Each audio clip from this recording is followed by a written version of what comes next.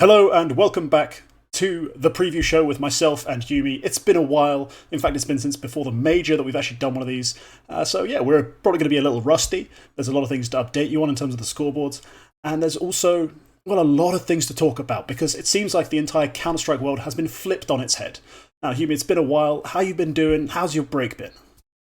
Yeah, I would say it's been good. I mean, I don't really know what to do without Counter-Strike in my life, and considering this has also been a player break filled with roster moves and a lot of news going back and forth between different teams, in and amongst Reddit having a blackout and they're all protesting against API Something. changes, and now Twitter as well. You can only view a certain amount of tweets. It's actually been very hard to keep up with things aside from maybe looking at like an official HLTV post, or if you're able to catching an Instagram post from one of the teams that has a transfer going, or even just reading these random rumor threads or articles that seem to be coming out sort of around the time. It's been hard to keep up with Counter-Strike, so I'm glad we're back on to doing one of these. Yeah, it's gonna be a lot of fun to talk about these moves. I think personally, the Reddit thing, it happened. And I found out about it as it was happening from other people. And then I opened up Reddit to see the three Reddit subreddits I use. They were all still there. So I was very confused about what the hell the point was. Same thing with the Twitter thing. I tried explicitly to open 600 tweets. The day it was announced it was limited, 600 if you're not verified. I physically couldn't. So I don't feel any problem, any sympathy for anyone who's got an issue with this. If you manage to reach this cap, touch grass. That's just my entire Oh, dude, that's what philosophy when it Elon comes to says as this. well. He's like, this is a chance for you to go outside and explore life. And it's just like, yeah, but some people use Twitter for work, some people use Twitter for the news. Like, for example, there's a lot of things happening in Paris where our last major was, took place. Obviously, there's a whole lot of news constantly coming out about that. And bro, these news articles that are being published by the BBC, CNN, a lot of them are pulling videos off of Twitter to to get their news across. So if you're a general consumer, you probably want to ingest that before the news agencies get it, so you get your own sort of perspective, your own lens to a certain degree. You can't really do that if you're limited to 600. Again, 600. I know, but that's during the whole day. I got a lot of bathroom breaks. I scroll through Twitter. That's the lifestyle, unfortunately. All right. Enough about being degenerately online. Let's talk about our video game, which we obsessively watch all day, every day, when it's actually on and there to be consumed. Let's start with, well, which event we're even doing, because I didn't even mention that yet. I'm so wrapped up in everything else that's going on. This is the Blast Fall groups. I say that with a question mark in my voice because it's July, but that's, as always, with their seasonal naming system, I get wound up and you seem okay with it. So let's not rehash that point again. Let's just kick straight off. You're going to go favourite. Yumi, you've got first pick. Who have you taken? So my first pick was Vitality, and this feels like a very safe pick. Our recent major winners. We have also seen a departure of dupreeh, the one man that was the last flag bearer for attended every single major, and hell, he went out with a bang with that last one. But let's also put into context for people that are questioning the move to add flames and remove dupreeh. Vitality, as much as they would have, positioned themselves to win the Paris major because they're obviously a French organization, they've still got some of the best French players, or I guess they have the best French player to have ever touched the game, really. Still on this squad, they positioned themselves to win the Paris major. They didn't have the toughest road, the toughest run to get up to it, and dupreeh was always the piece that felt the most. He felt the most difficult to integrate because it felt like he was switching positions a lot during the, I guess, soul searching period, even during the implementation of Spinks, where you thought that addition of firepower would somehow sort of elevate dupreeh's play. It took a long time before he even got to a position where he looked serviceable. And sure, he had some great performances on LAN and at that major, but it feels like you have to bet on some of these younger guys on the come up. And Flames, I feel like is going to really add a lot to this Vitality conversation because he's played a multitude of different roles on that OG roster, and he was probably the most consistent looking piece on OG, even during the times of turmoil. Like if we're looking at the next edition or even the NICO transition, that's Danish NICO, not well, um, even Danish if Nico during with a that K. Yeah. I mean, the small K, the small K. Yeah. Um, even when we were looking at that period, Flames was the guy that you looked to win rounds, and I think he's going to be able to do that and more with this Vitality roster. Yeah, what's interesting for me is that dupreeh never really felt like he was ultimately necessary. He kind of, like, if you think about him post being a star, he kind of would do what you'd want Apex to do anyway. So it felt like you didn't really need him. You could always do with another element of just fragging really coming into the team. And that's where I think Flames are going to have the most impact, is that all of a sudden you go from having the occasional, like that miracle Vertigo game dupreeh played, you know, that occasional miracle goes from that to just being consistently having a good rifler. That's all you needed really at this point. There's another really good rifler on a consistent basis. Now, Megas, we know, can do it to a certain extent, but he's far more of a veteran who has crafty moves, good positioning. They need that extra little dynamo, and I think that's exactly what this Flamesy edition is going to be. It's going to be a spark, an additional extra twist that they can add to their T-sides, especially, like another way they can change up their play, send him in first, give him some opportunities, some like setup to go and find some headshots, because we've seen him on OG like absolutely rip bomb sites apart. So I think that's going to be a far more consistent part of his game, rather than, you know, the very rare occasion we saw it from dupreeh. So I'm really looking forward to that. The next thing you're really thinking about is, do you lose anything in terms of the tandem, the sort of chemistry you had between dupreeh and Megas? Because that was always something that was sold to us when we first saw this team and we bought into it as a community, as spectators, was that little tandem's going to have so much extra impact. And honestly, you might have seen some of it in like the first 6 months of this roster, but it didn't feel like it was really there at the end. By the end, Megas was just a really good player, dupreeh was inconsistent, and they didn't really gain anything from being on the same team, so you might as well just cut them and move on. Yeah, just to pick up on that point, I remember during the first opening months with Vitality, when the Danes went over, they actually, they were playing bomb sites together to sort of band-aid fix or band-aid implement them into an international roster with the French-speaking guys. So that was a way to sort of dissect the problem, or I guess segregate the problem until to a later date. But that's never going to work out in the long term. And I think the only tandem we really saw from Magisk is that he was the one that was actually very frequently swapping or changing his positions to try and accommodate the adaptations that they were trying to get dupreeh to perform in. Whether that was dupreeh sometimes lurking, to then starting to be like a second in, to then suddenly being kind of an entry player for the team. And it never really felt like he excelled in any of those roles as much as his experience and the way that he could perform on LAN might be, I guess, magnified versus his online results. It does still leave a lot to be desired. Like, it felt like it always still had a very hard cap skill ceiling, whereas with the younger guy, with somebody like Flames or Flamesy, he went on a HLTV confirmed recently where apparently if he's playing well, he wants to be called Flamesy, but if he's not playing well, he wants to be called Flames, which is just dumb and confusing. I still think this guy is going to provide so much long-term firepower. Not to mention, he's got now we have another tandem to sort of pick up on, or another cooperation to think about in Flames and Spinks. Where Spinks can maybe be a later round closer alongside players like Zywoo, and Flames can just be that can opener, that pry bar that lets Vitality into games. I feel like Vitality is a very safe pick for this group. Yeah, 100%. You've made a very safe pick, and I think so have I with my first choice. So my first choice, I obviously went for the other big name team, the big favourite, and that's Heroic. Now, we've seen them do some pretty extraordinary things over the last year. They've been consistently at the top. Now, we haven't seen them win a lot. Let's be honest, that's been one of their massive issues. But this is just a group stage. They don't need to be the best team at the event to beat everyone, to win in front of a big stage, a big crowd. No, this is just the groups. They'll be all right.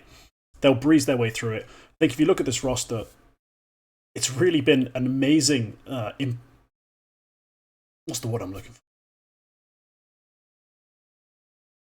They've basically absorbed Yabby in, not lost his strengths, and not had to forfeit too much either. I think we've maybe lost a tick off of Tessus, like a couple little sort of spots where he'd like to be more aggressive. Yabby's maybe taken them, Aside from that, we've not lost almost anything else from the rest of the squad.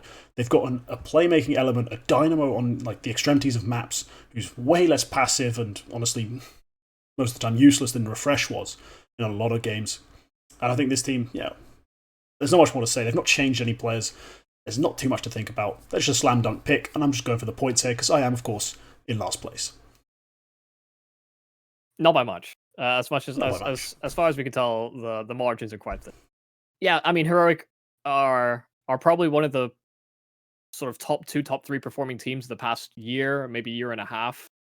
Even during the transition of Yabi, as much as I was really at one point or another kind of down on this pickup, eventually, like you said, it evolved and they've absorbed him into the system, and it works. I think it shows the long-term thinking or the long-term vision of this Heroic roster, as well as the kind of leadership qualities that Kaden has shown throughout many different players and circumstances he and his squad have been in. I mean, it's hard to really bet against Heroic, and I think as much as there has been community, I wouldn't say backlash against the Heroic players, but they haven't exactly been the most popular team, especially in and amongst all that drama with Astralis and Hunden and all that other stuff. This is still a team that has been incredibly compelling for the past couple of years to watch, and they play great Counter Strike, and they've always played very solid Counter Strike. I think the biggest issue that they've always had is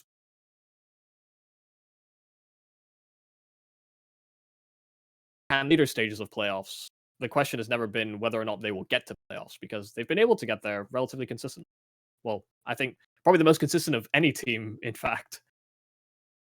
Yeah, they seem pretty hard to upset. I'm sorry, we just had like a 5-second freeze from you.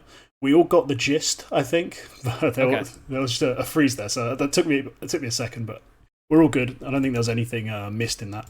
So yeah, Heroic slam dunk pick. Not much to elaborate on. Why don't we get your first underdog out of the way? Let's get your first dark horse. Let's see who you got lined up for us. Okay. I don't know which one I want to lead with, because they're both. I feel like I've really stretched my underdogs. First underdog I'll go with is OG, and it's not really based on a whole lot, but OG seem to do quite well in these blast events. Typical, I guess historically as an organization, they've done surprisingly well in these blast groups. Previous prediction series that we've done, as well as just in general, they do quite well. But they've also overhauled pretty much their entire roster, which is kind of a strange place to be, because they've picked up Fasher from Fnatic, got Keto in there from Big, Nexus rejoining the roster, Fiku's the only one that's remaining from old OG, and then you have Regali Degstering Degster in this OG roster, where he stood in at one event and now suddenly he's the guy that they looked. So it's it is a strange position and a strange place to be, but in a sense, I am hopeful for this OG roster.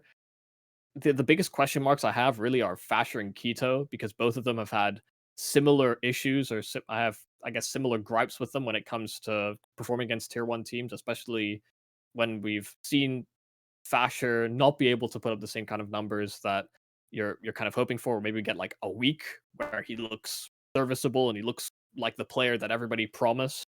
And I guess the same issue can be sort of labeled onto Keto, someone that went from the big main roster down to the academy, and even Big seemed to have given up on Keto in terms of finding consistency, and maybe it is mental. But all my faith is really being placed on players like Nexa, Regali, and Fiku. I think Fiku looked great on this OG roster, as much as there was turbulence, amongst similar conversation that I was having about Flames. I think Fiku was able to perform his role, and to a solid degree. I think Nexa as an in-game leader could very well make this another one of his crazy projects. The one thing about Nexa before he joined G2 was that he was a part of this sort of ragtag group of individuals on Crazy or Valiance that they were known before. And that's where Punter eventually emerged in that G2 roster alongside Nexa. I'd like to see this become another one of these Nexa projects, but I have to add that caveat. This OG team feels more like a project than a contender for the top. And this could just be one of those staging grounds, people coming out of the player break a little bit sleepy-eyed or not quite as in tune with the game as you maybe hope. This is the problem with the full groups and the groups for the Blast Circuit in general is these games aren't exactly the highest risk because then there's always that fall back into the showdown as well. So OG, I think, will take this quite seriously and I actually imagine will provide some kind of an upset within this group. This is the only event where I think picking OG is reasonable for the next 12 months. Let's put it that way. For the next 12 months, they're going to play a bunch of events where they'll no longer be in that first event post-break mini honeymoon, where they're their best chance of making this ragtag group work. Because it's going to take them a long time to figure it out if it ever does come together. Because if they do somehow become better than any of the prior OG rosters, it involves Regali delivering all his potential. DQ continuing to be really, really solid, and honestly getting better and better in those supportive sort of roles. Basher finding the level of performance he had when he was on that ecstatic roster, pre-Fnatic. Like, I'm talking just statistics, impact-wise. You can have that level of play from him, then yeah, we're looking good. I highly doubt he's going to magically find that, because that was one of the most optimized scenarios for a rifler to put up numbers ever. And it also does rely on k1to finding a good role and playing to maybe a bit better than his time on Big. He was never terrible on Big. He's always showed skill. And I think it's going to take a lot out of Nexa to make this whole thing work. That's why I'm saying you've got one event here where you maybe get a miracle run and everyone else in the group shits the bed because they're not used to embedding these players. They took the player break too lax. It's going to take them a long time after that to figure it out for real, because this is an absolute pigsty of a roster with a lot of unknowns. I think the big thing for this team is, and the biggest heat check that we'll have over the coming months, regardless of how they do at this event, when we look at them event to event, will Fasher and k1to be able to find any level of autonomy? I think if you're going to work within a Nexa-led team, you need to be able to hold your own in your own spots and take initiative at certain points in rounds, which I think has been one of the issues for both these players coming from rather strict systems. The big system, as much as Fasher was maybe facilitated on the old Lingby Vikings, I forget, Ecstatic after that, yeah, during that period, that's a very strict looking system. I think k1to comes very much cut from the same cloth, but they haven't been put in a scenario now where they're now a part of a new team that it isn't going to have that system in place. Like, Nexa isn't going to dictate that as heavily. So if we're going to be impressed by this roster in the future, I think it will come down to those two pieces as to whether they find their own game to a certain extent. Yeah, that's pretty well put, because if you look back on the static demos you're watching, especially if the little voice comms that came slipping out, I remember that was a whole thing. It really is an ultra disciplined, militaristic commitment to trading, and everyone working off certain contacts and taking these sorts of fights as teams, as units. Rarely does it involve an individual just going out and doing whatever needs to be done. There's no Nico on that roster, even though Fasher puts up god tier numbers. It's just because he's basically the shark of the food chain. He eats the biggest fish and the most. That was pretty much it. So yeah, interesting to find out what's going to happen with OG. I think one to watch long term, see if this team actually develops into something. So yeah, short term, they've got one event. That's what I'm giving them. One event to look deceptively impressive before it all goes downhill. My underdog picks. Let's go with the one that's done the most, the one that's changed the most, and that's Astralis, who have gone from basically clinging on to hope that Glaive can still be the leader of a team in Tier 1 that doesn't involve having literally every single piece perfectly fitting in together for him. He has to actually find out a way of making pieces work, and he hasn't. That's why he's been cut. We've now got Blame F Device, Stare, Buzz, and Borup, which is... I had to double check that one because I almost forgot it was Borup. It got a bit weird towards the end of those announcements. It got really weird. Because, you're cutting Glaive, you're making Blame F the IGL. At times on Complexity, that team, played maybe not the greatest, prettiest CS, effective CS that made the most of the players it had. And that was good enough for a bunch of decent placings and to make BlameF look like a genuine genius. Can he make it work in this team? Remains to be seen. But we know he's going to get his numbers. He's going to eat. Device is going to get his numbers. Stare is a legit fragger. Buzz does not look lost at tier 1. And then Borup's also here. So this is another case of, I think this is going to be the event for this team to show something beyond what realistically they should be doing. They're in a group with the new look Na'Vi, the new look Academy Big. Those are two very hard to predict, rely upon teams. Everyone expects Na'Vi to look really good based on firepower, but if the chemistry's all over the shop and Astralis come in with a clear game plan that allows these, 2-3 players to just absolutely farm people up, they could be really dangerous. So I'm going to give Astralis that's that credit. Like, yeah, with this firepower, with the chaos that's in your group, I think you can make it out of this one. It remains to be seen if BlameF can actually hold together a roster for 6 to 12 months, actually being an IGL and a fragger. That's something we're really preying on if we're Astralis. But I think, yeah, for this event, this group, they look poised to make an upset happen. What's your take on this team? Yeah, it felt really weird that Borup was coming into this roster, because I think Stare always made sense. If they were able to grab their hands on Stare in terms of just like young talent, and definitely a player that has basically the world yet still to give. Love the idea of him joining Astralis. I don't know that I have the faith in Blame's system to make something like this work.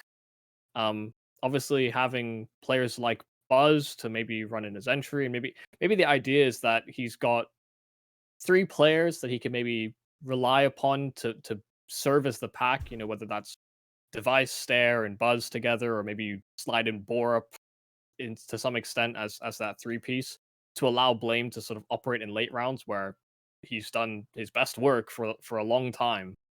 If that's the plan, this team could work. But I'd agree with you in the sense that in terms of the group that they have, they face opponents that have still yet to prove that they can make their own teams work. And so it's the best sort of opportunity for them. That's maybe the oversight I have with OG, is that I selected them in a group where they're probably not going to do that well. But I'd agree with your assessment. I think this team has talent. To a certain extent, I'm not even mad at the Borup pick. It just felt a little bit out of left field. And this is a guy that's done a multitude of different roles. He's played support. He's gone to in-game leading responsibilities. He's AWP'd at one point or another. This is a guy that's worn many different hats and was kind of brushed aside after the I think it was Heroic way back. Yeah. So yeah, I think this team could work. I just think it's strange, and I wouldn't be too surprised if Borup somehow gets replaced in months for maybe somebody better. Maybe they just missed somebody in the transfer window, and Borup was left smiling out the window. Yeah, I mean, someone I always thought would be an interesting pickup that I think a lot of teams maybe tried with, but decided not to take the risk on, and that was Xiphon. So if Sprout can get like some good events in, give him some more exposure, I think there's a chance he ends up being a future Astralis pickup. I've always really liked that guy. It's always been a personal thing. I've had a lot of debates about it. But yeah, I've really liked the way he plays. So I think it'd be an interesting one to see if they maybe commit more to youth down the line once they've got guys like Buzz and Stare integrated. But yeah, Astralis, a bit of a risky pick. Yeah, there's definitely the conditions here to make it work. It's also, even if it is temporary. All things considered, I mean, as much as I was excited for Buzz when he came into the Astralis roster, he was somebody that was potentially on the chopping block for me personally. It felt like, as much as there was excitement about him as a player, and it felt like he was a very solid, aggressive rifler to have, he never really found his feet properly in this Astralis team. And sure, it looked better towards the later months with this roster. I just don't know that it's been enough to maintain security on this roster. But I guess, who else are you going to sort Yeah. of pick up for that role because there's not many, hyper aggressive Danish players. Yeah, no, I'm racking my brain. Honestly, what do you want to go pick up someone from that second static roster? The one with what Manx, like someone like Cabby. These are rough picks. These are rough picks. So yeah, I think Buzz is safe for the meanwhile. Maybe they'll find some Swede who wants to speak Danish or something. Because I'm not sure how many of that specific mold of Dane there are lying about now. Let's get back into favorites. Let's Can I just add one more thing? Yeah, In theory, they can move to international rosters because everybody speaks solid English on this Astralis team now. So if theoretically it could happen in the future. Yeah, why not? Yeah. Why not? There's moves to be made outside of Denmark. That's fair. That's fair. They can go and speak English and try to make that work like everyone else has. Mm-hmm. But as I was going to say, yeah, back to favourites. You've got another favourite to pick from. And you've taken a very wild pick. Yeah, this one's boring. This one's, more boring than the Vitality one. And I've chosen G2. Now, G2 have been a bit hot and cold for me personally. I've picked them in certain tournaments. I've been critical of Hooksy at certain points or another. And this is certainly another point where, even during their successes towards the tail end of last year, there was always still going to be this question mark about whether or not they were sustainable moving into this year. It actually looked pretty solid towards the start of this year as well, but then not being able to secure a spot at the last major properly was a massive disappointment. Another one for this G2 roster where they've got world-class players. And, I say world-class players, modesty, Nico, Hunter, really the world-class side of things. And I love JKS and his ability as well, but him and Hooksy have been more so the sore points because there was a lot of discussion narrative around JKS being, he's top class and he's going to make every team better. But I don't know if it's his problem or if it's a Hooksy issue or whether it's just this core of players on this G2 roster, but they have not been able to strike consistency. And as much as that is the case, I still think during the group stage of this tournament, like they're just going to outskill people because that core in itself of Nico, Hunter, and Monacy is just so damn strong that I just think many teams are just going to struggle getting past them at the start of the season. On paper, yeah, they're still easily one of the best teams in the world, pretty much. Even through all these roster moves, no one has as surefire in terms of star grouping as G2. But I do remember coming out of a player break, a Nico team being thoroughly unprepared, completely unpracticed, took the time off, as they have the right to do, but as a result, played like ass in a Blast 4 group. And that's kind of worrying to me because they've had a stressful first half this year. God damn. It's been a tough time up and down, travelling. I've got a feeling they took another holiday. And so that's why I stayed away from picking them. Even though they do have the surefire, like, fraggers, they've got a support player who a lot of people rave about, got good coaching, they've got a lot of good things. They did just go on holiday. And I think purely just on that front, they're probably going to look way below their level, even their own level, which has been all over the place. They're going to look bad at this event. Everyone's gone on holiday, though. Everyone's kind of gone on holiday. You know, not everyone went on the same amount of holiday. There's taken 4 weeks, to go party and drive around the coast and sit at home with the kids, those of them who have kids, and then there's taking 4 weeks off to embed your new players, figure out the new strat book, and start prac after 2 weeks. There's two different sides of it. And I think that G2 are definitely more on the holiday side, considering what we've seen in the past. So, yeah, there's not much more to say. I think the Hooksy thing is going to be an interesting one to watch resolve. So I've got a feeling he's not going to last much longer, unless they, have another consistent streak of event wins like they did just before he was about to get cut probably last time. I think when they won three events, one was groups, technically finished first. I think that'll be interesting to keep an eye on. But then the question becomes, who the hell do they go sign? Because that's basically the saving grace for Hooksy. If FaZe's teams were not succeeding and Karrigan was looking for a way out, he'd have been on G2 ages ago. If they hadn't already tried Alexi B, they'd have signed him. They're definitely looking for another solution. I don't think they consider this to be a tenable long-term place to be. So I'll be curious to keep an eye on that. But overall, yeah, I'm genuinely concerned that they might have just gone on holiday and will not be prepared for this at all. It's why the whole conversation during this player break for a lot of teams was, are they going to grab Chewy from Gamer Legion? There was a lot of conversation, even for teams like FaZe.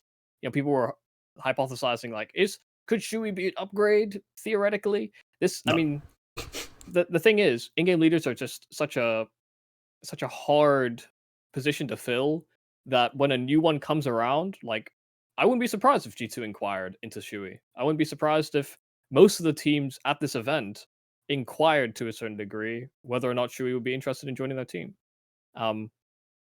But at the same time, from Chewy's perspective, just to play devil's advocate, how much more of a risk is it to take jumping into these teams where he knows very little about how these players operate or how they function, as well as the large expectations of joining these massive budget organizations, as well as having all these star players? How much more scrutiny would you be put under for, a potentially bigger paycheck in the short term?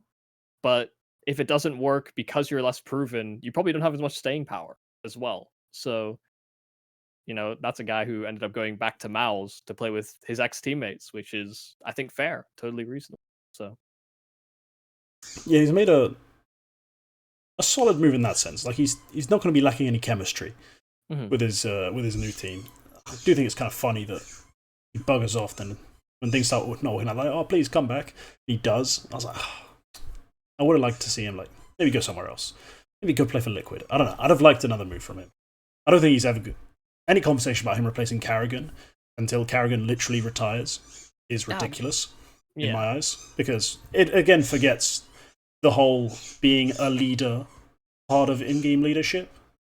Just because Sui can frag and calls a decent game for a guy who's apparently only been in-game leading 2 years doesn't magically make him a better leader of men than the literal GOAT. So maybe let's stop all that. But it's still a player who should have been in conversation for other teams. And I think going back to Mouse is just a bit... I think it's a bit soft on his part. I think it's a bit soft. But, yeah, comfort. He knows he can make it work.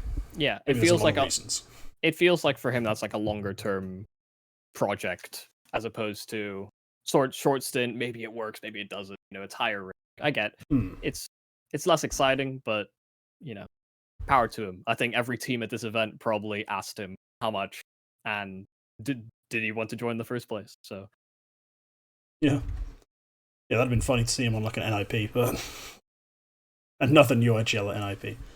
Yeah. How would that have worked out? Right. Let's go with my final favourite. And this is the one that people were literally begging to have seen appear on Snake and Banter, the team that everyone wants to be talked about. And that's Liquid.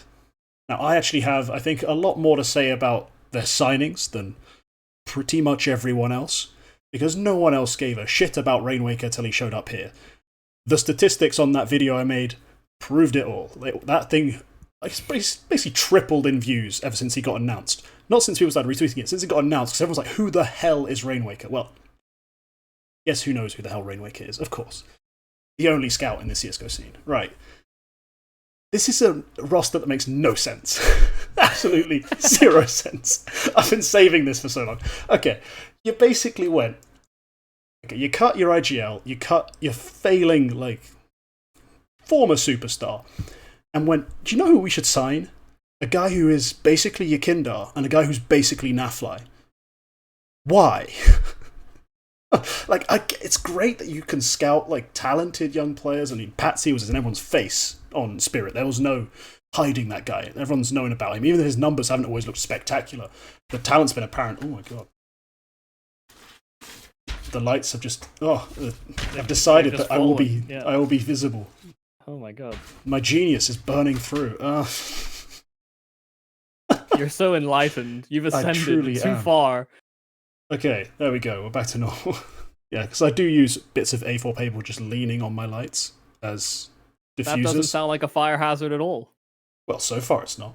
But yeah, Patsy. Clearly a talented player who's had some really amazing performances on Spirit, but he does pretty much just play like Yakindar at times. He's been more of a tool that's been used by Chopper than you could say Yakindar has ever been used by any IGL, because Yakindar does seem to dictate his own stuff a lot more. But yeah, they massively overlap in their game styles. And then Rainwaker's the same thing. You look at Naf, you think, what's Naf's greatest qualities? Oh, like his late game closing, his lurks, his decision making. Yeah, okay, Rainwaker, the same thing. It's the same thing. So you've kind of taken your pack star in that sort of sense and replaced him with a second lurker. Like it makes me kind of confused as to how this team's going to work. Who's going to slide in to fill in the Elise roles? Like who's going to be playing that? Is it Rainwaker? Have they bet on the perhaps 3 months out of the last 5 years of Rainwaker's gameplay where he looked like he had to play those sort of spots to accommodate other players? Is that what we're basing this off? Because I'm suspicious. I don't think there's been a lot of real thought going into that. Is Naf going to return to those positions? He hasn't played like that in years. What are we doing? So I'm very confused about the composition. Star power wise, pretty cool. You still got OC though, and if you're going international, why is OC still here? Like realistically, he was the easiest player to upgrade as well, considering Dexter got removed. Why is he still here? That's one of my big qualms with this thing, is that you've decided to commit to an international roster and not made the easiest replacement. I mean, even Regali was available. You could have gone and inquired about Regali.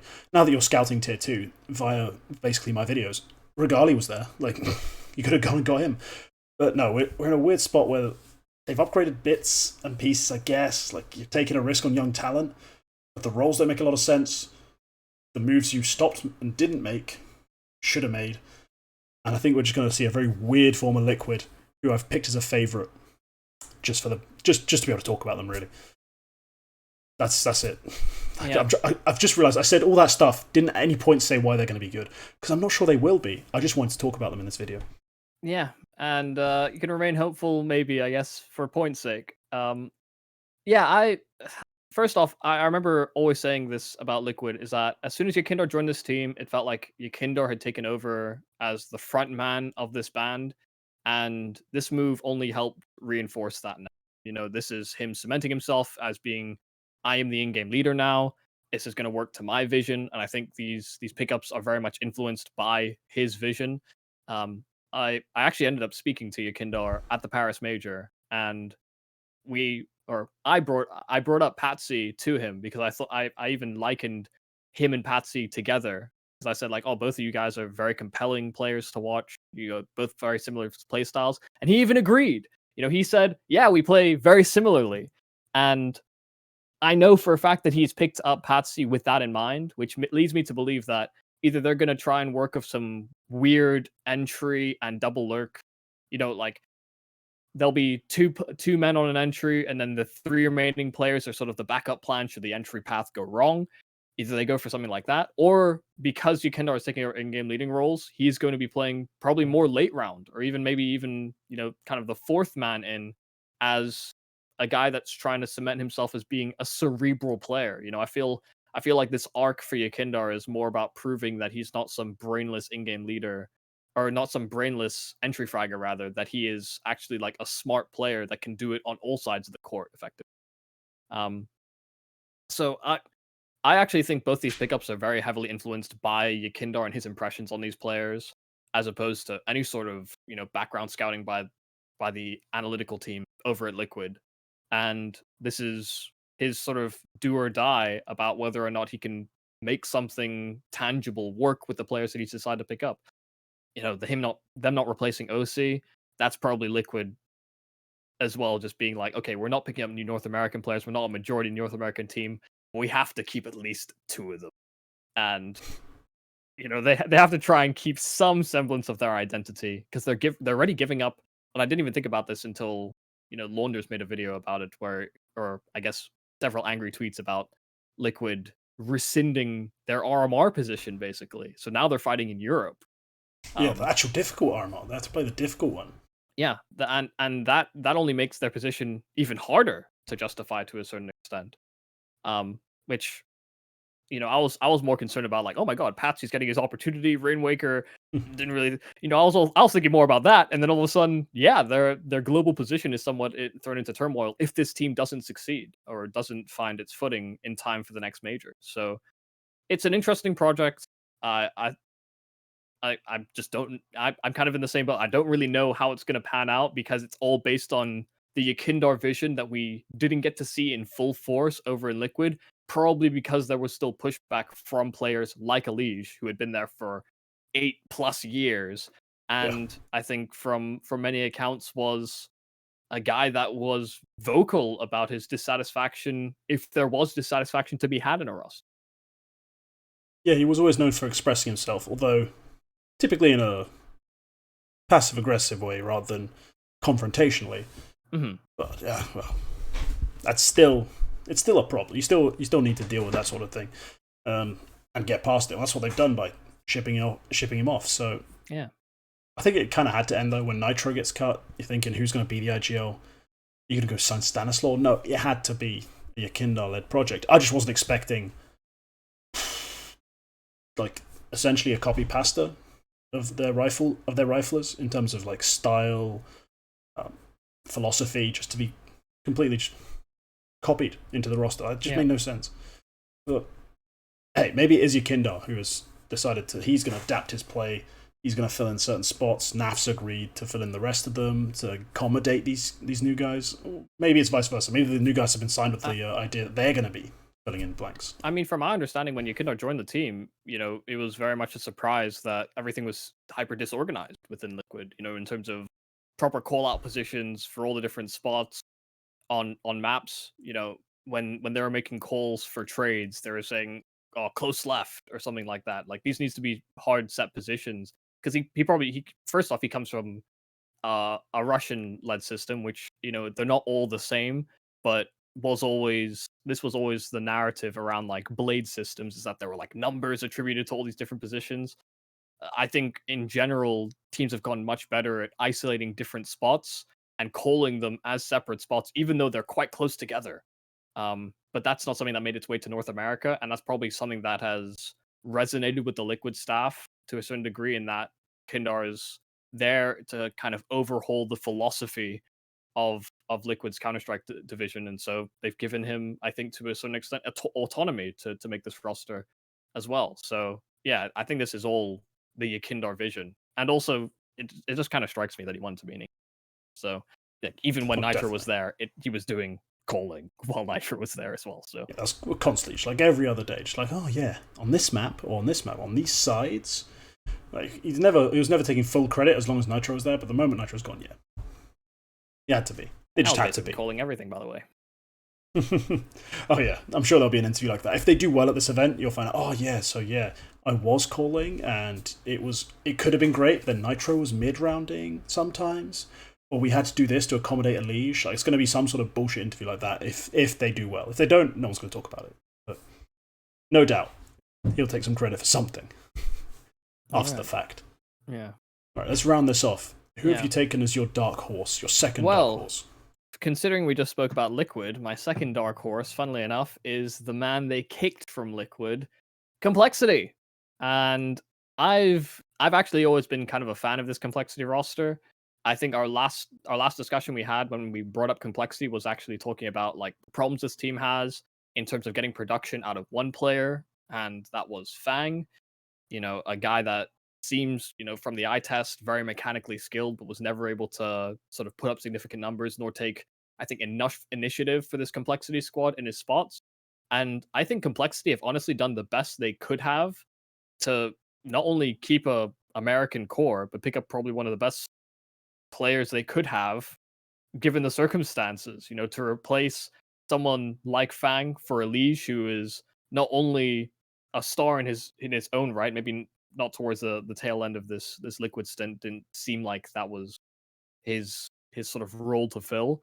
But you give someone like Elige space, you get a whole lot of experience with this guy, and also you have an Elige that is probably going to be humbled by his experience being removed from Liquid. You know, someone that was embedded into this team for such a long period of time, to a certain extent, might even be attributed to, his attitude issues that have been expressed in interviews or even just rumor milled. You know, I wasn't there. I don't know exactly how Elige interacts, but if those are the attributes tied to Elige, this is going to be an experience where this is a sink or swim moment where this complexity team feels like it should be elevated by the firepower and experience that he brings, because the rest of this core, maybe have some qualms about JT and the calling and in some moments. But between like him, or between Floppy, Grim, even Halzerk, like these guys are capable players given the room and given the space, and I think Elige can maybe even help facilitate that. So I just like the fact that they've been able to acquire Elige so quickly. I think EG probably should have been able to snatch at this guy as well, but that's a big question about whether Elige even wanted to go to EG, or anybody wants to go to EG for that matter. Oh, that's not. Oh, there's a lot of things to joke about when it comes to EG. That fucking clown show. Right. Elige. Right. I've been roasting this guy for basically as long as I've been making YouTube content, because he's been pretty much sliding down the rating graph for that long. Like, it's been awful to watch. As a guy who was formerly NA's glory, like their shining jewel, to see him like slowly like fade and honestly just turn into more of a tumor cell than a jewel. Really, this has just become an issue that Liquid needs to remove and find a new solution to. It's great to see Complexity recognize that. Firstly, this is the easy way to just being the next big American team, like to be at the forefront of everyone's mind when it comes to NA Counter-Strike. They signed the dream, the child, like the prodigal son in that sense. They signed the guy. That's a terrible use of the prodigal son term, but let's move on from like excessively accurate metaphors. He's basically got a second chance this late in his career, and that's weird to say. Most players don't spend 8 years at the very top of their region and then get a second chance. That's kind of how this is going to be. He's got another attempt to become a superstar in a new system with some new players, where he's basically getting a do-over. And let's see if he can make it work. I've said in the past as well, I do have problems with the JTTC coach IGL combo. Yeah. I've not liked some of the way the systems looked. A lot of that surrounding their use of Fang, but also just the general like protocols on how they entry, how they take certain areas. I had issues with the way they did things, so I still have those problems, like lingering beneath the surface. I still think Floppy is amongst the most overrated people in the Counter-Strike scene in terms of players. I think he still gets talked about like he's the next greatest thing, like he's the savior of any Counter-Strike. Like, oh my god, Floppy, come do this. And I'm always watching him like he's just so mid. What are you talking about? So that's still going to frustrate me. But I've got a little bit of hope in that Elige can reinvent himself. This team can get a little more support. And maybe he brings a veteran presence that really they've never had. They've never had a guy who's actually been there, done it, surrounding these players. As soon as these players get good, they tend to get snapped up. I mean, Grim came out of Liquid to them before. Let's not pretend he did a whole lot whilst on that Liquid side. So, yeah, this is a fresh look at this roster. Maybe with that experience Elige brings, you see a more consistently good version of Floppy. You see a lot more out of Grim. You see, honestly, maybe a small shake-up in the way JT and TC like structure their game plans. There's a lot of things that can come out of a mind like Elige's. We've seen his prep as well. He's made it all very public, the way he like approaches the game when he's putting in his effort. Like, he actually does break down demos. He does look up positions. He does do all this little stuff that could be very helpful on a roster. So there's reasons to be optimistic. I do think they're going to get absolutely battered at this event, but I think that's okay, because I don't think this is a team that's expected to do anything right now. They're just got to embed Elige, look better event by event, and then we'll see if they can actually make something of this roster. Maybe then they're one move away if Elige actually does become that veteran presence they've needed for all this time. See, considering they're in a group with NIP, EG, I mean Vitality maybe not, but considering they're in a group with those two teams, I'd even say that they make it out of this group. Oh, they're losing that first game 2-0. I'll put 10 on it right now. Yeah, I don't see it. They're going to beat Evil Geniuses because, let's be honest, that's pretty much a warm-up game for anyone who gets to play them. That's not a tier 1 side at all. But I don't see them doing much beyond that. I think this NIP team just, honestly, just big dogs them. Like, just gives them the daddy. Like, just, no, son, get dunked on. Try again another event. I don't see them doing anything here. Yeah, I don't think I share that same perspective. I'm not exactly that. I haven't been big on NIP for a decent amount of time, and I just fairly, yeah. Yeah, I just like that. First off, complexity. They are the top North American team in the region just by default right now. By default, yeah. Put that there. But I think they've also looked impressive at I'm just trying to sort of bring back memory because it's been quite some time. Even whether it was how they played in Katowice or ESL Pro League, I don't think either of those results were massively successful, but they definitely didn't just limp out of both of those events respectively. People have been down on this complexity roster because they just think, oh, they're the second best team in North America, and North America is not very good. I think Elige will help elevate the squad at least to a better serviceable position, and maybe down the stretch we can have the conversation about them being a legitimate team or not, because it is actually just going to be about how Elige beds in and whether or not Holzerk is enough for this team as well, because I think that was even conversation, and I think rightfully so that Holzerk maybe doesn't do enough for this team because he's always been, I guess, more of a passive, a more passive AWPer. There's a certain level of aggressiveness you need to do considering time constraints and the sort. But he's never been like a flashy playmaker type AWPing responsibility. Maybe that's something that they need in the future. But yeah, I think the conversation is all going to stem around Elige because this is about what kind of legacy he leaves in North America. Is he going to be that guy, that star that fell off and had attitude issues and was ousted from the team that he had been loyal to and had stocks in and all this other stuff? That could be what he ends up leaving the circuit with. Or he could reinvent himself, and actually this could be a humbling experience. So I'd like it to be the latter.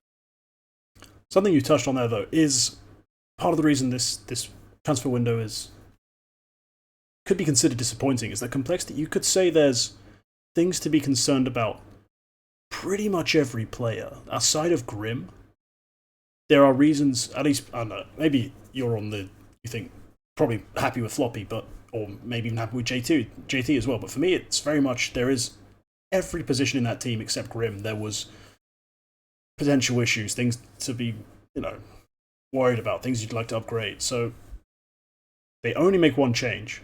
Yeah, if Elige does come in and he is the Wonder Boy savior, then brilliant. But I think, there's definitely more change to be made down the road. I think the approach of embedding Elige, waiting, and then figuring out the next best path is reasonable. You have given yourself you got a fairly good window now into CS2, the next majors in March, right? You got a decent enough window to kind of make that assessment. So we'll see. I think some people like yourself are going to be cautiously optimistic going into this first event. I'm going to be as negative as possible, and then if I'm pleasantly surprised, so be it. To close out the underdogs there, a team you just mentioned, a team I would really like to see go and win some games, mostly for the points' sake, but also because, damn, they have some good players. That's Ninjas in Pajamas. Man, there's a time when you looked at this roster, and if you think of all these players playing their best CS, that could be one of the best 3 rosters, like at this event. They could be a top 3 roster at this event. It's crazy how stacked this roster is, and yet has found so little success. They've made a change now. They've got rid of Alexi B, the IGL everyone wants but no one keeps, and they've brought in Hampus back off the bench. Essentially, he was kind of benched himself. He had issues or whatever was going on. I'm not going to pretend to know. And now he's back. And the thing is, NIP used to be the bane of my existence because prior to them making the big firepower changes, it was just the Hampus lineup that kind of stuck around for a while without winning anything. They were obnoxious to predict because they could just make top 6, top 8s, top 4s from seemingly nothing. And I've got an inkling this is going to return. Now, we've seen what Broline can achieve when he's really feeling comfortable. We've seen Headtrick at times be sensational, and Config at any moment can go win you a map. So this team, on paper, will always be dangerous. If bringing Hampus back is the thing that takes them to consistency, to actually being consistently what they should be, which is probably about top 8 in the world, then yeah, they'll breeze through this kind of group. That remains to be seen. But I do think firepower, this is the ultimate honeymoon land. This is why I've picked them. They are going to have, any given moment, they could have the best 3 players on the server. So I'm going to easily pick them to come out of this group. I think there's some long-term issues to address with Broland's comfort in speaking English and Config's issues on and off the server, because it's consistency on and, self-control off. These are both things that are going to cause issues down the line. But I think for this specific event, they do really have the firepower to just chunk through it and get to the thinking part later. This is a big setup event for them. See how Hampus feels coming back. See how he likes the pieces, how it works together, how the system feels, and then kick on from there. Yumi. Yeah, I mean, when you put it in the context of these guys at their ceiling, of course this team looks good. I think that's been the biggest disappointment, is that it just hasn't worked and hasn't slotted into place. I think Hampus coming back is actually going to be a good thing for this NIP roster. I'll liken this to OG. Nexa took a break from the OG roster, and then suddenly there's roster moves coming, and he comes back in. This feels kind of similar for Hampus. Whether that's in a sense, interpersonal issues, or the chemistry isn't right, or there's a number of different facets. I think there was conversation about Nexa and Dexter didn't get on. Dexter seems like a very vocal guy, very emotionally attached to the game. I think Alexi and Hampus, to a certain extent, might have butted heads on this NIP roster when it first started out, with both of them on the team. Where Hampus was an in-game leader himself, and then Alexi's calling things, and internally as another in-game leader, you might just be going, "What? Why is he calling this? This doesn't make any sense." And so that could be part of the reason that you maybe don't attach yourself to the roster. It's just a completely strung up narrative. There's no base to it, but that could be how it is observed from the outside in. And I think Hampus, to a certain, when he was in-game leading this roster, he was definitely he definitely had one of the most underdog squads, or I guess maybe not underdog, because they felt like they had the capacity to make these events, but people wouldn't expect them to do as well as they did consistently. And they were kind of an underdog squad, though. If you look at it, because of all the roster moves, Plopsky, and then every 6 months a change, Essa tag, it was kind of shit at times. And no matter what, he somehow dragged them into the top 6s, top 8s, and that frustrated the hell out of me. Yeah, they had a whole period where they were trialing academy players in place of their 5th man as well. Whether it was LNZ or Fozy or Esatag, there was a number of different.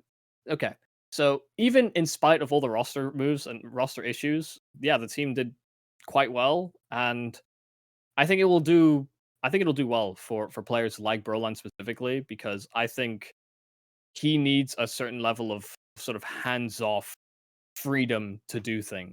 There'll be some baseline protocols, there'll be some baseline understanding of, if this, then do this, that might be enforced on this team. But so long as they're allowed to sort of instinctively make that move themselves, I feel like this team can be extremely strong. In the same way that I think OG can be quite strong in the sort of more loose dynamic. I think that's the way international teams have started to go, and maybe we're starting to lose the sort of hyper tactical Counter Strike with international teams.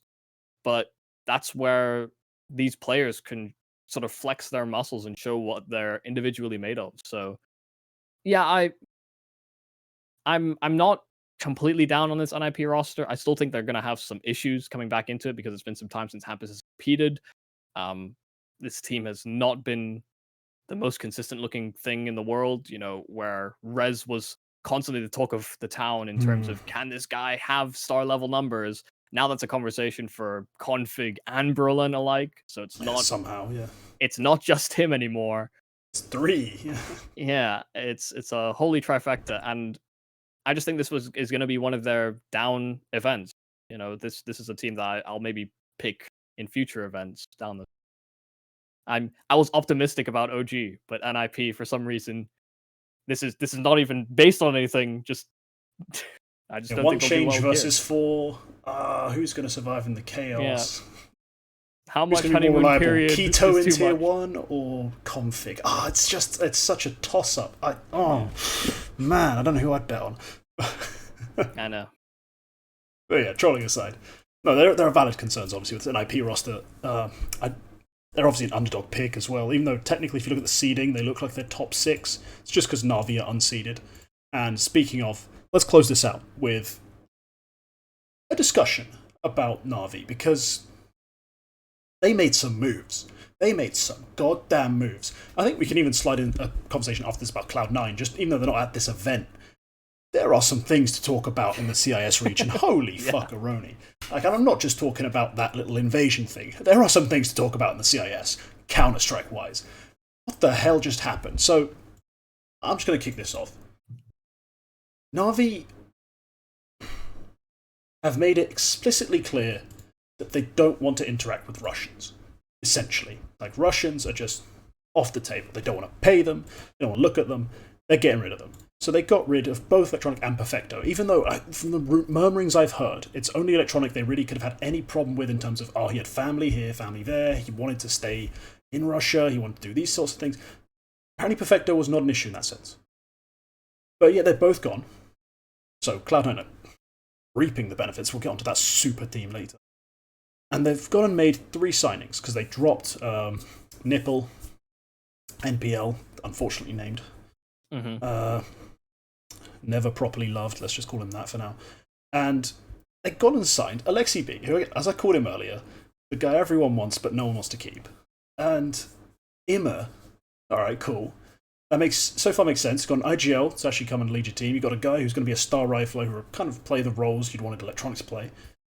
And JL, who's your Perfecto replacement, this is where you lost me. Like, firstly, making everyone common English is going to be hard enough. But they're going to bring in a guy who's kind of playing like star rifling positions, second AWPing, like doing all this kind of crazy high impact stuff. He's your Perfecto guy. Where does this leave Bit? Like, what the hell is going to be the Perfecto guy? Yeah, right? Like, is it going to be Bit going to be playing those roles? Bit's going to be expected to play all the hardest spots on the game. A guy we know who has issues performing outside of certain roles, I'm going to be honest. I think there's very specific ways you use Bit still. He's still very young in his career. And he shines in those certain spots, but there are other positions where he looks completely lost. And I think Perfecto's positions are the hardest. You're going to put him in and then make him common English, which he has never done in a competitive team. Jesus Christ, you're praying for something to magically fix this. So I don't think this on paper makes a lot of sense. Until I go, oh, wait a minute, it's still simple. Immer, who on form is one of the best riflers in the world right now, and, well, more firepower, just more firepower. There's firepower everywhere. So in that sense, that's pretty cool, but logically, this is all over the shop. Absolutely all over the shop.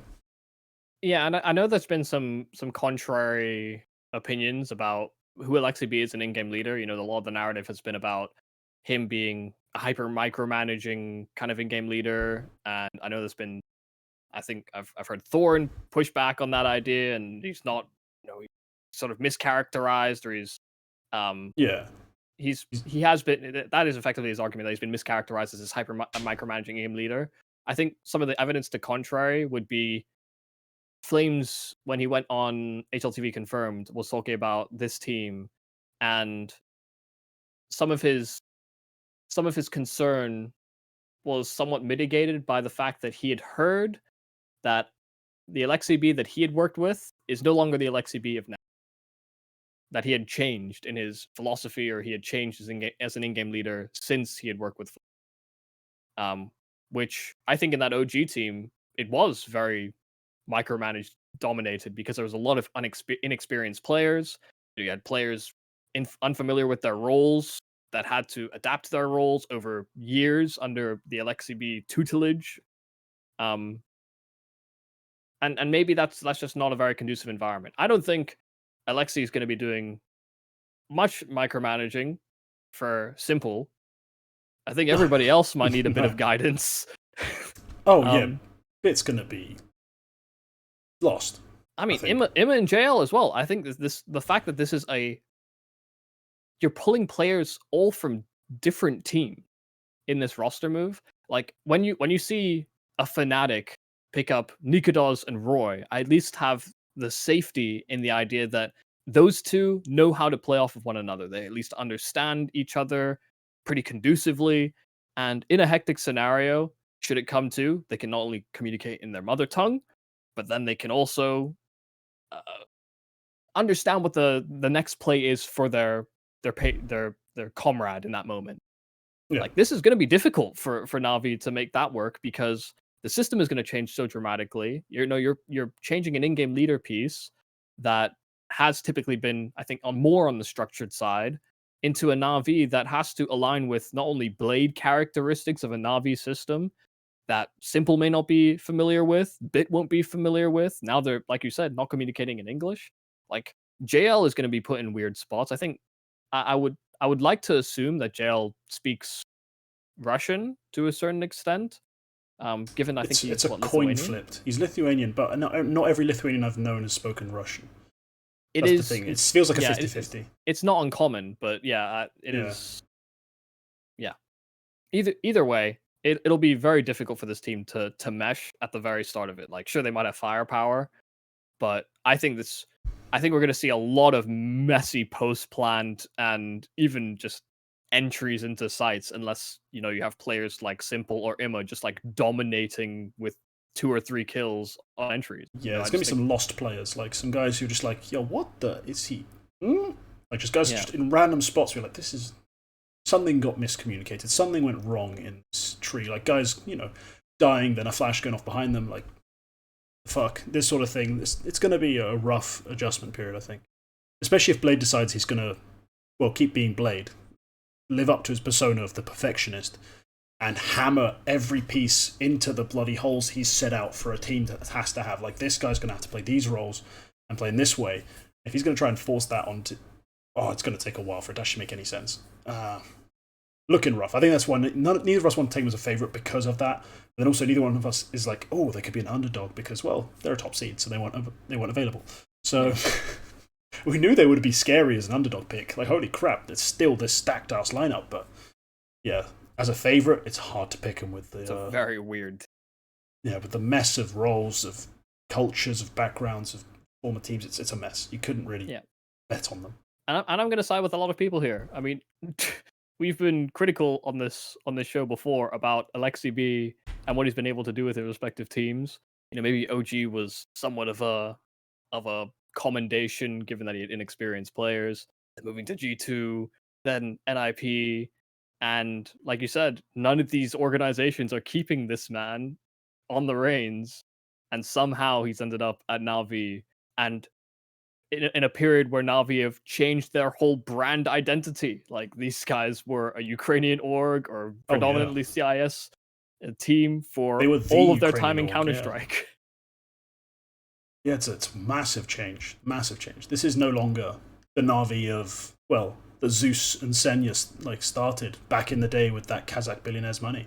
Like, this is no longer that same sort of face. This is a team who've had a lot of appeal internationally, even as a Ukrainian primary team, who've now fully basically embraced that international aspect of their stardom. They've recruited players from all over Europe at this point. So, remains to see how it works. We clearly have some reservations, but they seem happy with the roster they built. But I think we should quickly touch on Cloud9 because they're not at this event. We all know Cloud9 don't really have the money to have bought into all these different leagues. They have Pro League. They have Pro League, but they didn't buy into Blast, which I think is a bit of a mistake. I think they should have bought into it by now, but they're clearly saving money for these sorts of moves. They've picked up Perfecto and Electronic. Not officially, I'd like to announce. Actually, it's not like announced anywhere because they've not actually, had to submit a Blast roster. So they've not been in the same timelines as everyone else. Yeah, but it's pretty much confirmed. Everyone knows at this point that it's going to be Nafany and Buster Cut in exchange for Electronic and Perfecto, creating one of the most absurdly stacked teams we've ever seen. Honestly, at every spot, except the IGL, I guess you could say, they have the best Russian for the job. Hobbit's a Kazakh, but we'll give him the honorary Russian title. I'm not sure he wants it, but just for this, metaphor's sake. They've basically got the best. They've got the best rifler, they've got the best AWPer, they've got the best support in the world, not just Russia at this point. And then Electronic, who is going to be kind of your IGL filling in the gaps sort of hard entry guy. He's going to be a supportive player in this team in that sort of sense. He's still going to be crazy good for that position. You can argue there's one more move to make the Dream Russian team, and that's put Electronic back just on a rifle, cut Hobbit, bring in Jerry. But aside from that, you've pretty much got the team that you can hope to build in a Russian-speaking world without access to Ukrainians. This is a crazy roster. Yeah. No, I'm definitely on the same boat. I think this is it's ridiculous that if this roster does come to fruition like it's been expressed, then this is just going to be a top level team. Even if there are going to be strategic issues with this roster, because I'm still not on the train of Electronic is a proper in-game leader. I know everybody wants to believe that. He was thrown into that role out of necessity, and he was taught the Blade way. But that's not something that you can transition into a whole different team very conducively. And it took a while before any T side looked even serviceable on that Na'Vi team when Electronic was with it. So I don't fully believe in that aspect of it. It's what makes me kind of sad that Nafany is gone to a certain extent, because I think he was a proper in-game leader. Maybe you don't agree with his philosophy or the vision for the game, but at least I knew he wanted to try and lead his team to victory, from the get-go. I actually think to a certain extent Hobbit might even take up that responsibility. I think what could make sense for this team, if it does come to fruition, is that Electronic writes everything that he learned from Blade down on a piece of paper, gives it to Hobbit, and says, "You call." Because if you don't have Electronic, Perfecto, Axile, or Shiro having to worry about in-game meeting responsibilities, I mean, this team is just ridiculous. Yeah. I think Hobbit is the one piece that feels like he's gone a little quieter over time, especially after, I don't know if this is totally correlative, but there were allegations made about him throwing games or something along those lines, or some sort of misconduct. Match fixing way back in the day. Yes, essentially is the other thing. So there were allegations made, and it didn't feel like he was ever really the same player. It may not have been related, but it felt like that was around the time period. That's why it's sort of or chaptered in my brain as such. And Axel and Shiro are just some of the best players that we have in the world. So they've got 4 of the top 20 players on this roster. Maybe hell, even 5. Hobbit was on that list as well, I think, in 2022, if I'm not mistaken. Perfecto ever been on the top 20? Perfecto might actually have been a miss, but I feel like No, he's never been a top 20 player. Never been a top 20 player. Damn. Even though you can, comfortably. Maybe he's an honorary top 25. I don't know. Honestly, without a sweat, without a moment's hesitation, I can say this: He's the best support player in the world and has been for about 3 years. Yeah. At least 3 years. So, to make that signing is actually insane.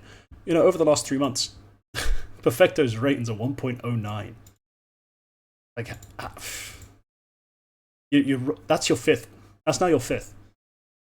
Yeah. This team's crazy. Absolutely crazy. And one interesting thing I think somebody brought up is, will we see a return of Hobbit?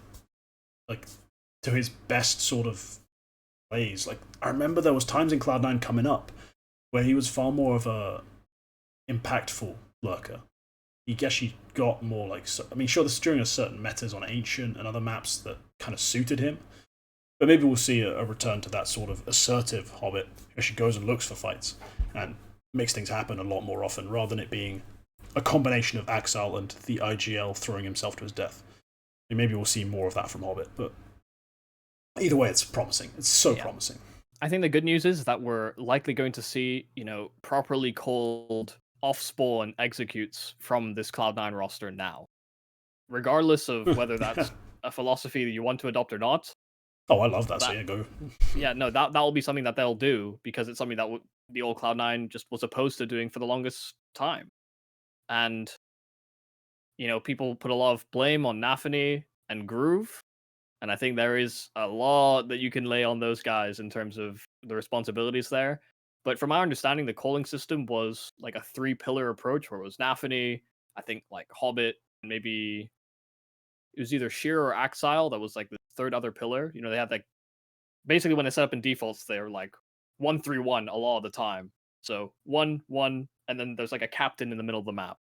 That would be how they orchestrated late round scenarios. And, you know, I don't think that's all on Nafany. The reason that that system started to fail is that, you know, some of the pillars ended up crumbling in those moments. It's not all his fault. I feel like everybody talks, it's always Nafany's fault. But no, I mean, I've fired some shots across the bow of Groove. Like, I think as a coach, the system starts failing. That's the one thing you are supposed to help manipulate. Like, as a guy who's not playing on the server, how the team thinks about the game and sets themselves up is very much under your remit. And I think he managed to escape a lot of flack over the years. Like, there's a lot of things that people should have kind of been aiming his way as well. Yeah, but there's a lot of players on this team that were responsible for how the T sides looked, is what I'm effectively trying to get at. Yeah. Like, it wasn't just Nafany making these decisions in late round moments. Like, he might have been the last one to shout down the radio, but everyone was involved. And so I think they all deserve a little bit of flack for that. However, he is the scapegoat. He is the front man of the in-game leading band. And so he's out. And thankfully, this, at the very least, we should see new tactics. I pray. If somehow it remains the same, it's rotten from the core. Yeah, give up. Just give up. If that point, I'm not saying they should overnight turn into, like, you know, Snappy's ends, but we need to see some move away from this default dry peak nonsense that we've been witnessing over the last, well, like 18 months of them actually being relevant. We need something better. So I think, we're going to wrap it up here. It's been a good hour and 20 minutes. Good to come back to the preview game. This probably won't come out for a couple of days, and because this was recorded fairly in advance by our standards. So, well, good job us. Good job. Pat on the back. Yeah, we organized ourselves. Look at us, not having anything better to do on a Wednesday. So, yeah. I hope you enjoyed it. There's been polls out now for a couple of days asking for your thoughts on favourites and underdogs. Yeah, got those out in time as well. Look at me. Organised motherfucker. And leave a comment telling us why we're wrong. And like the video. I'll see you in the next one. Goodbye.